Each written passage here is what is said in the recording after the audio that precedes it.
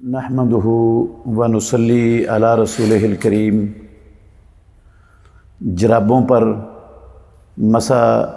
کرنے کا کیا حکم ہے؟ اس حوالے سے بہت سے بھائیوں کا تقاضا ہے کہ اس کی دلائل کے ساتھ وضاحت کر دی جائے، تو میں اس حوالے سے یہ کہہ رہا ہوں کہ ہر وہ جرابیں، ہر قسم کی جرابیں جن کو پاؤں پر پہنا جا سکتا ہے، ان جرابوں پر مسح کرنا جائز ہے، بشرطے کہ وہ جرابیں آپ نے طہارت اور وضو کی حالت میں پہنی ہوں، اور یہ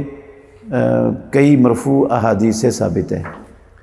پہلی حدیث ہے مسند امام احمد میں، سنن ابو داود میں، حضرت ثوبان رضی اللہ عنہ بیان کرتے ہیں کہ رسول اللہ صلی اللہ علیہ وسلم نے ایک دستہ کسی مشن کے لیے روانہ کیا، وہ واپس آئے تو انہوں نے سخت سردی کی شکایت کی، تو رسول اللہ صلی اللہ علیہ وسلم نے ان کو امرہم ان یمسحوا علی العصائب والتساخین، رسول مکرم صلی اللہ علیہ وسلم نے ان کو پگڑیوں پر اور تساخین پر، جو چیز پاؤں پر پہنی جا سکتی ہے پاؤں کی حفاظت کے لیے، ان پر مسح کرنے کا رسول مکرم صلی اللہ علیہ وسلم نے انہیں حکم دیا۔ یہ حدیث سند کے اعتبار سے بالکل صحیح ہے۔ بعض اہل علم نے اس پر یہ اعتراض کیا ہے، بعض لوگوں نے، کہ اس کی سند میں راشد بن سعد ایک راوی ہیں جن کا ثوبان رضی اللہ عنہ سے ثابت نہیں ہے، سماع ثابت نہیں ہے، لیکن یہ بات ان لوگوں کی درست نہیں ہے۔ اس لیے درست نہیں ہے کہ امام بخاری رحمۃ اللہ علیہ نے راشد بن سعد کا ثوبان رضی اللہ عنہ سے سماع ثابت ہونے کی تصریح کی ہے۔ انہوں نے لکھا ہے سمع راشد بن سعد من ثوبان و یعلا بن مرہ، راشد بن سعد نے ثوبان سے بھی سنا ہے اور یعلا بن مرہ سے بھی سنا ہے، تو جب سنا ہے راشد بن سعد نے ثوبان رضی اللہ تعالیٰ عنہ سے، تو یہ تو صریح نص ہو گئی ہے اس مسئلے میں کہ اس کے اندر انقطاع نہیں ہے۔ اور اگر چند منٹ کے لیے یہ تسلیم کر لیں کہ راشد نے سعد سے نہیں سنا، راشد بن سعد نے ثوبان رضی اللہ عنہ سے نہیں سنا، تو ان کی معاصرت ہی کافی ہے روایت کے متصل ہونے کے لیے، اور ان کی معاصرت تقریباً 18 سال کی ہے۔ امام مسلم رحمۃ اللہ علیہ نے صحیح مسلم شریف کے اندر اس بات کو خوب دلائل کے ساتھ ثابت کیا ہے کہ ہم عصر ہونے سے جو ہے نا وہ روایت کا اتصال ثابت ہو جاتا ہے۔ جو راوی ہم عصر ہوں، ایک دوسرے سے ان کی ملاقات ممکن ہو، تو سماع نہ بھی ہو، سماع کی صراحت نہ بھی ہو، تو وہ روایت متصل ہوتی ہے، وہ روایت منقطع نہیں ہوتی۔ اس کو آپ صحیح مسلم کے مقدمہ میں دیکھ سکتے ہیں۔ اس بنا پر یہ ثوبان رضی اللہ عنہ والی مسند احمد میں اور سنن ابو داود میں جو روایت ہے بالکل صحیح ہے، اور اس پر اعتراض یہ نہایت ہی کمزور ہے۔ دوسری روایت ہے ترمذی میں، ابو داود میں، مغیرہ بن شعبہ رضی اللہ تعالیٰ عنہ بیان فرماتے ہیں کہ رسول اللہ صلی اللہ علیہ وسلم یمسح علی الجوربین والنعلین، پیارے پیغمبر جرابوں پر اور جوتوں پر مسح کرتے تھے۔ یہ حدیث بھی صحیح ہے۔ امام ترمذی رحمۃ اللہ علیہ نے اس کو حسن صحیح حدیث قرار دیا ہے ترمذی شریف کے اندر۔ امام حاکم نے بھی صحیح کہا ہے، امام ذہبی نے ان کی توثیق کی ہے، البانی رحمۃ اللہ علیہ نے صحیح کہا ہے، اسی طرح اور بھی کئی محققین اور محدثین نے اس حدیث کو صحیح قرار دیا۔ بعض نے کہا نہیں، یہ حدیث شاذ ہے، اس میں جو حذیل بن شرحبیل ہیں وہ مغیرہ بن شعبہ رضی اللہ عنہ سے مسح علی الخفین کی روایت بیان کرتے ہیں، تو یہ روایت شاذ ہے، جبکہ یہ اس کو اس بنیاد پر شاذ قرار دینا درست نہیں ہے، کیونکہ مغیرہ بن شعبہ رضی اللہ عنہ سے حذیل نے دونوں روایتیں بیان کی ہیں، مسح علی الجوربین بھی اور مسح علی الخفین بھی بیان کیا ہے۔ یہ دو حدیثیں الگ الگ ہیں، یہ ایک ہی حدیث نہیں ہے، کیونکہ جو مسح علی الخفین والی روایت ہے اس میں سفر کا ذکر موجود ہے، اور جو مسح علی الجوربین والی روایت ہے اس میں سفر کا ذکر نہیں ہے، وہ الگ روایت ہے، یہ الگ روایت ہے۔ تو ایک ہی روایت نہیں ہے کہ جس میں اس کو جو ہے نا وہ شاذ قرار دے دیا جائے۔ ویسے بھی مغیرہ بن شعبہ رضی اللہ عنہ کے جو شاگرد ہیں، انہوں نے مغیرہ بن شعبہ رضی اللہ عنہ سے مسح کی کئی احادیث روایت کی ہیں۔ ان میں سے ایک نے بعض لوگوں نے روایت کی ہے جرابوں پر مسح، بعض نے موزوں پر مسح، بعض نے پگڑی پر مسح، اور یہ ساری ہی روایتیں مغیرہ بن شعبہ رضی اللہ عنہ سے ثابت ہیں، اور ان میں کوئی تعارض نہیں ہے، کیونکہ ہر ایک میں الگ الگ حکم ہے۔ یہ منکر اور شاذ روایت تب ہوتی ہے جب وہ ثقہ راوی اوثق کی مخالفت کرے، اور ان میں مخالفت ہے ہی نہیں ہے۔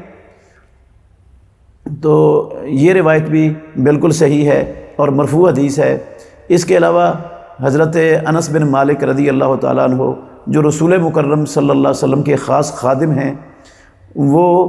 ان کا عمل بھی موجود ہے۔ ازرق بن قیس کہتے ہیں، امام دولابی رحمۃ اللہ علیہ نے اپنی کتاب الاسماء والکناء میں یہ صحیح سند کے ساتھ اثر نقل کیا ہے کہ ان سے پوچھا ازرق بن قیس رحمۃ اللہ علیہ نے، دیکھا حضرت انس رضی اللہ عنہ کو انہوں نے اون کی جرابوں پر مسح کیا،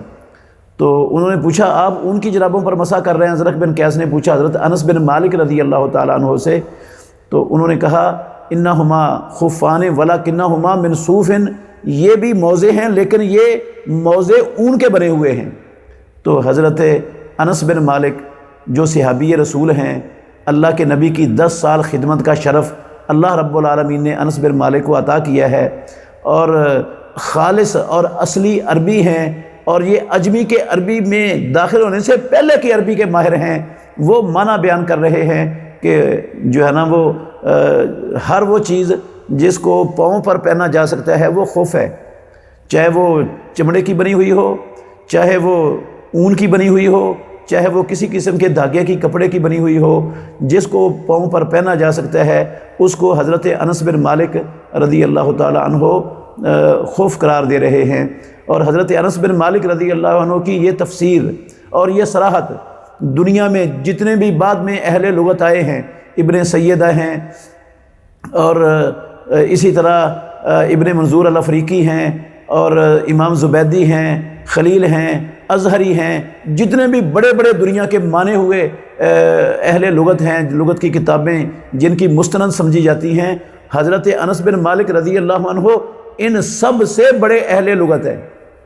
ان سب سے بڑے لغت کے ماہر ہیں۔ تو انہوں نے تو یہ مسئلہ ہی حل کر دیا امت کے لیے کہ اس میں کسی قسم کا اختلاف، جرابوں پر مسح کرنے میں اختلاف ہے ہی نہیں، کیونکہ جرابیں یہ خف کے مدلول میں داخل ہیں۔ تو حضرت انس رضی اللہ عنہ کی اس صراحت کے بعد یہ بات واضح ہو جاتی ہے کہ اس میں اختلاف کرنے کی گنجائش ہی نہیں ہے۔ ائمہ اربع رحمہم اللہ، ان میں سے امام مالک رحمۃ اللہ علیہ، امام شافعی رحمۃ اللہ علیہ، امام احمد بن حنبل رحمہ اللہ، وہ ہمیشہ سے جرابوں پر، اون کی جرابوں پر، دھاگے اور کپڑے کی جرابوں پر مسح کے قائل تھے، اور موزے پر بھی مسح کے قائل تھے۔ صرف امام ابو حنیفہ رحمۃ اللہ علیہ وہ جرابوں پر مسح کے قائل نہیں تھے،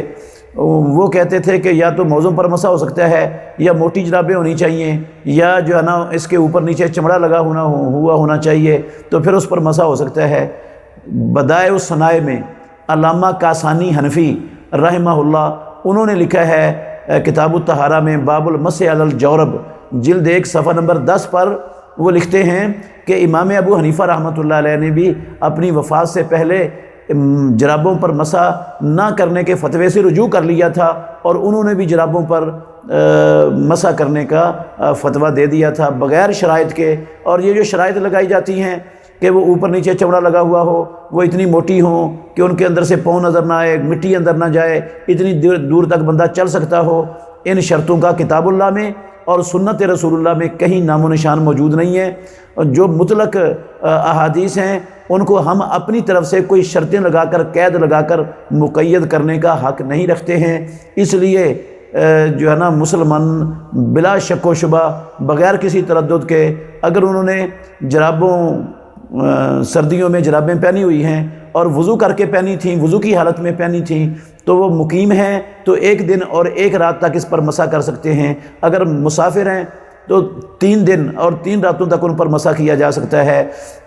اور مسح کی مدت کا آغاز ہونا ہے یہ پہلے مسح سے۔ مثال کے طور پر کسی شخص نے عصر کے وقت وضو کر کے جرابیں پہنی اور پھر اس کا وضو نہیں ٹوٹا، اس نے مغرب اور عشاء بھی اسی وضو سے پڑھ لی، تو اس نے جو پہلا مسح کیا ہے نا وہ مسح کیا ہے فجر کے وقت اگلے دن، تو یہ اگلی فجر سے پہلے تک وہ عشاء تک جو ہے نا اگلے دن کی عشاء تک اس پر مسح کر سکتے ہیں۔ جس نماز میں پہلا مسح کیا ہے اس نماز میں وہ اپنے پاؤں کو جرابوں سے نکال کر دھوئیں گے، اس وقت تک مسح کی اجازت ہے۔